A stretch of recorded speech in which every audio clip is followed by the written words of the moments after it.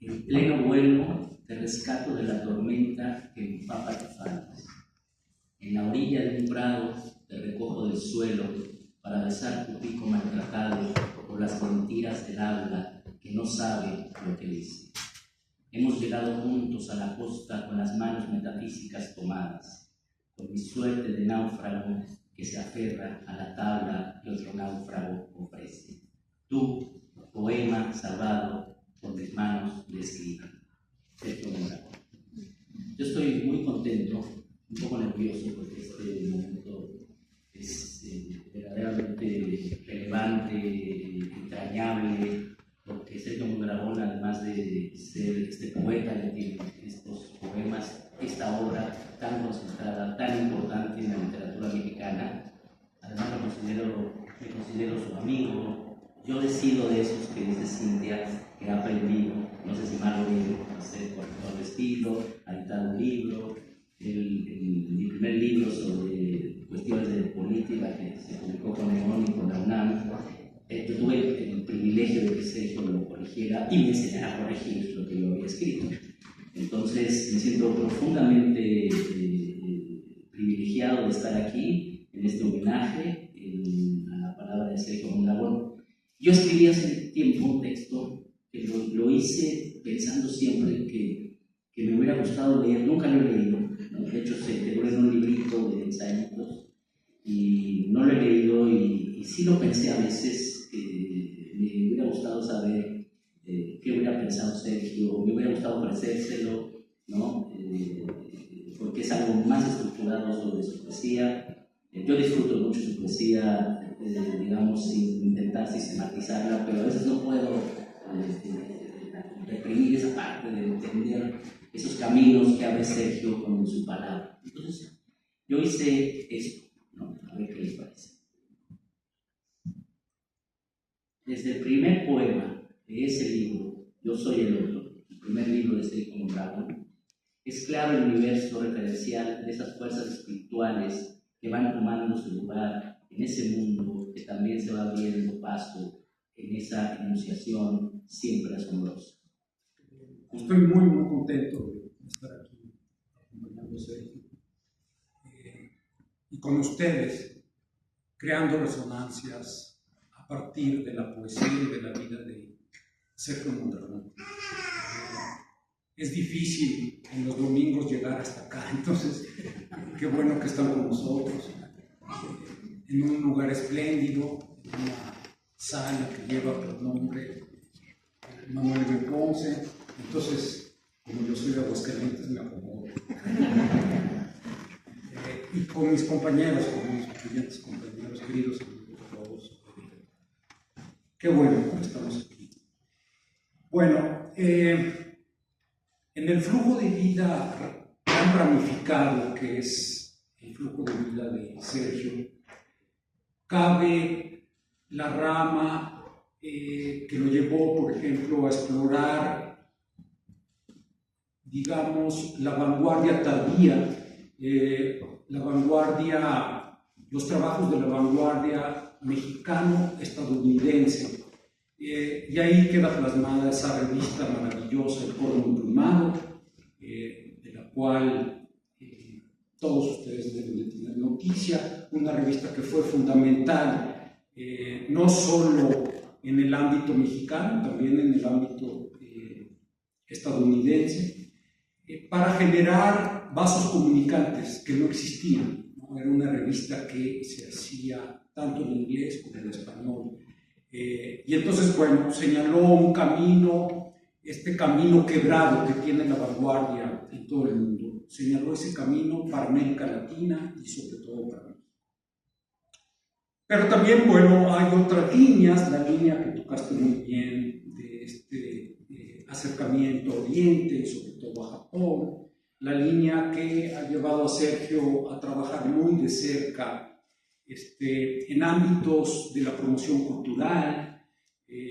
No hay que olvidar nunca que Sergio fue director de literatura del ISSSTE y desde ahí generó muchos programas que sería bueno revisar ahora porque me parece que muchos de esos programas podrían cobrar nueva vigencia. Y también, en algo que sabemos menos, Sergio trabajó en un momento donde era muy difícil hacerlo, trabajó al lado de los indígenas, de los campesinos de Puebla. Trabajó muy cercanamente con ellos, haciendo publicaciones, trabajando en su vida cotidiana. Y me parece que eso es un rasgo que también está ahí, es otra de las líneas que llega en el flujo, en el río de su trabajo poético, el trabajo con los indígenas mexicanos, muy, muy importante. Desde ahí, yo voy a leer estas páginas, desde ese trabajo que Sergio hizo con ellos y que desde su poesía ilumina una posibilidad muy, muy clara en nuestro presente, una posibilidad sin la cual el presente se nos va a convertir en un verdadero libro, se nos está convirtiendo en un verdadero libro. Abriga la cotidianidad. Sí, la cotidianidad tan desdeñada siempre. La antítesis a la respuesta típica que genera la pregunta. ¿Cómo estás? Pues aquí, pasando es la respuesta, como si nada ocurriera. Y cuando aparentemente nada pasa, es justo cuando está pasando la vida. ¿Qué hace un poeta entonces, como Sergio Mondragón? Él la aprende, con H. Nació en Cuernavaca, en el estado de Morelos, y nacer en clima cálido ya es destino. No conforme con eso, nació en agosto, en pleno verano. Por tanto, él, desde siempre, abriga. Alguna vez dije que según el zodiaco, es del signo Leo. Al fin felino descansa y duerme, pero al fin poeta ruge, y ruge palabras que dan miedo. Abrazado por la naturaleza, su cercanía con la flora y la fauna que le rodean ha sido definitiva. Desde los años 60, época de la mítica revista bilingüe El Corno Emplumado, de la que fue fundador, editor y colaborador, junto con Margaret Randa, ya se hablaba de plumas. El Corno Emplumado. El objetivo era difundir la poesía mexicana y norteamericana, y así fue durante 7 años, lo cual ya era un acontecimiento. Además, fue una publicación crítica, tanto que dejó de salir al final del sexenio del cuasi impronunciable nombre de Díaz Ordaz. Muy cercana a él fue la poeta Telma Nava, que le tenía un gran cariño y respeto. He querido recordar en qué momento Sergio y yo nos encontramos, pero me cuesta trabajo tener certeza de la fecha. Pero fue gracias a Telma, nuestra querida Telma, que nos miramos a los ojos. Otra labor excelente que tuvo fue colaborar en aquel proyecto cultural de LISPE y actividades literarias y publicaciones. Viajar por casi todo el país para promocionar la lectura. Su afabilidad es algo con lo que nació y quizás se ha mantenido en un mundo como este gracias a las vivencias que Japón le dejó. Siempre amable y sonriente y con una sencillez mágica. Ofrece sus poemas como si nada, aunque los lectores nos quedemos temblando. Cito: encuentro lo que me busca desesperadamente. Puede afirmar cualquier persona que se aproxime a descubrir o redescubrir los poemas de Sergio Mondragón, porque sus versos hacen consciente la necesidad que los seres humanos tenemos de una pradera, un girasol, un hechizo, un cuerpo o fresquísimas legumbres fecundadas. Abre las puertas de su hogar a temprana hora y los desayunos casi se convierten en comida, con todo y digestivo. La gran anfitriona que es Marina, su mujer, con todo, siempre hace que uno no se quiera ir nunca de esa casa, en donde además hay perro, jardín, pájaros, palabras. La Universidad Nacional Autónoma de México en 2006 tuvo el acierto de publicar la poesía reunida de Mondragón. En esta edición se brindan 4 décadas de evidencias, encuentros, desencuentros, fidelidades y certezas de un hombre que revela en cada verso la intensidad que la naturaleza pone en su camino. Participar en esta reunión frente y al lado de mi querido amigo Sergio Mondragón, que cumple 90 años, me parece que es una fecha simbólica muy importante. Testigo privilegiado de los años 60, los años que conmovieron al mundo, los años de las vanguardias artísticas y de las rebeliones estudiantiles, personaje discreto que algo tiene de monje y de campesino. Quiero ocuparme de él en 4 entradas. Primero, su trabajo como editor. Segundo, su papel como testigo de la época. Tercero, su faceta, creo que casi desconocido, de crítico literario. Y cuarto, por último, su presencia como poeta. Como editor, Mondragón, además de participar en publicaciones periódicas, es autor de varias antologías, entre ellas Poesía Norteamericana del siglo XX, que publicó la SEP en 1969. Editó los poemas estridentistas de Germán Lizarzubibe en 1986, así como Un rebaño bajo el sol, antología de poesía japonesa moderna en 1988. Esta última en colaboración con Atsuko Tanabe. Lo recuerdo en especial por haber publicado República de Poetas. Tengo un ejemplar de este libro que creo que nunca se reeditó. República de Poetas, una selección de 36 autores que participamos en un programa del ISSSTE llamado Charlas y Lecturas de Poesía y que apareció bajo el sello de Martín Casillas en 1985.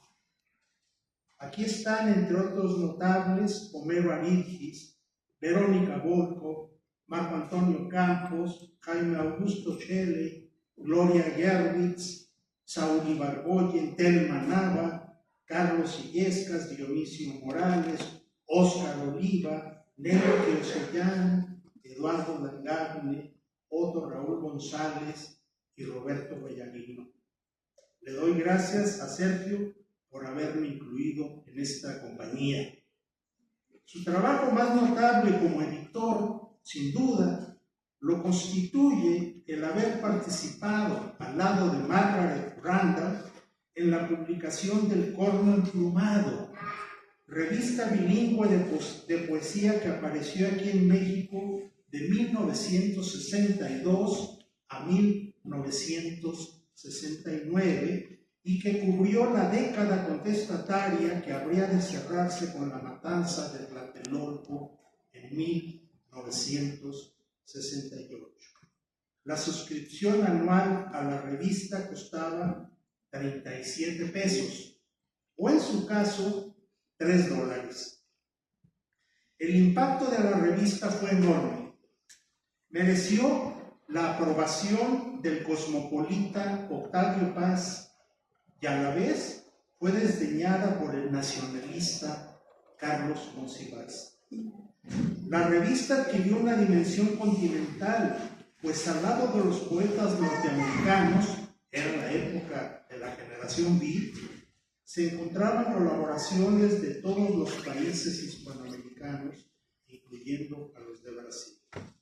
Sin dinero ni mayor apoyo institucional, el Corno convocó a un encuentro americano de escritores que se realizó aquí en la Ciudad de México, si no me equivoco, hacia 1964.